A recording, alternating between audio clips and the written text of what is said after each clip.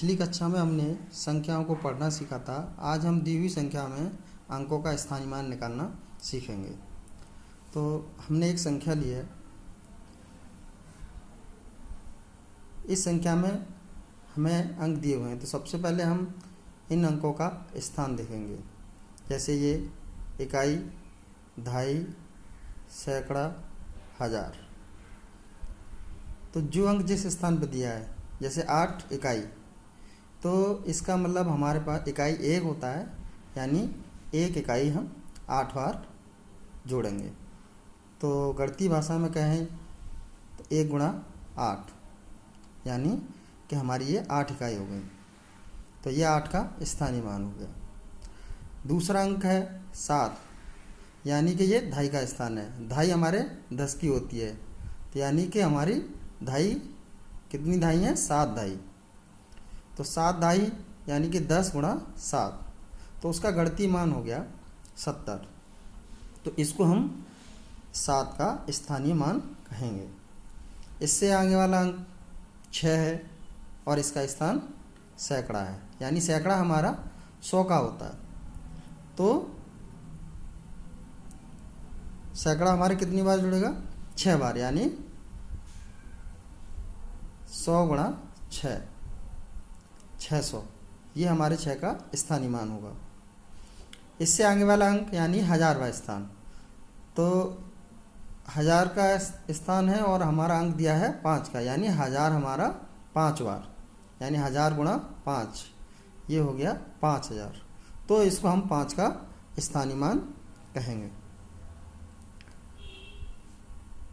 तो जो अंक जिस स्थान पे दिया जाता है उस स्थान का उसमें गुणा करने पे हमें उस अंक का स्थानीय मान प्राप्त हो जाता है। ऐसे ही एक उदाहरण और लेंगे। इसमें हमको संख्या दी हुई है 20152, ये इसके अंक हैं। तो सबसे पहले दाईं तरफ से 2 हमारा इकाई के स्थान पे है, यानी इकाई हमारी 1 होती है, तो 1 2 बार, यानी कि 2 गुणा 1 बराबर 2। तो ये हमारा 2 का स्थानीय मान होगा। उसके बाद आगे वाला अंक 5 है, जो दहाई के स्थान पर है। तो इसका मतलब दहाई 10 की होती है, यानी 10 5 बार, या 10 का 5 बार जोड़, या 10 का 5 में गुणा। तो 10 गुणा 5 इजिकल टू 50, ये इसका गणितीय मान हो गया, यानी हम इसको 5 का स्थानीय मान कहेंगे। इससे आगे वाले स्थान पे 1 है, यानी सैकड़ा वाला स्थान, यानी कि 1 सैकड़ा। तो 1 गुणा 100, तो बराबर 100, ये हमारे 1 का स्थानीय मान हो गया। 1000 वाले स्थान पे है 0, तो 0 में जब 1000 का गुणा होगा तो उसका मान होगा 0, यानी कि 0 का स्थानीय मान 0।